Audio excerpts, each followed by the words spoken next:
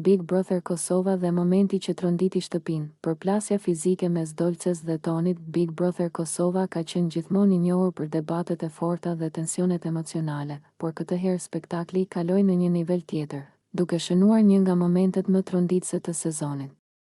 Incidenti mes Dolces dhe Tonit në boks la të gjithë banorët dhe publikun të shtangur, duke ngritur pyetje serioze mbi kufijtë e lojës dhe përgjegjësinë brenda shtëpisë. Situata eskaloi papritur, kur Dolce u përfshi në një përplasje të drejtpërdrejtë me Tonin.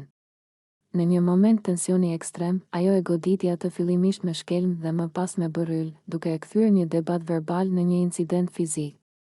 Këto sekonda ishin të mjaftueshme për të krijuar kaos në shtëpi dhe për të ndërprerë çdo ndjenjë sigurie që banorët kishin deri në atë çast. Reagimi i banorëve ishte i menjëhershëm.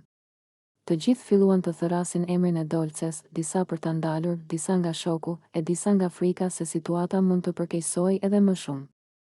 Emocionet shpërthyen njëkohësisht, panik, habi, zemërim dhe pasiguri.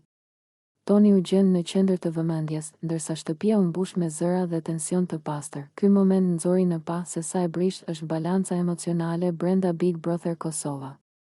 Presioni i izolimit, konfliktet e vazhdueshme dhe ngarkesa psikologjike mund të çojnë në shpërthime të pakontrolluara, ku kufijtë mes lojës dhe dhunës zhduken.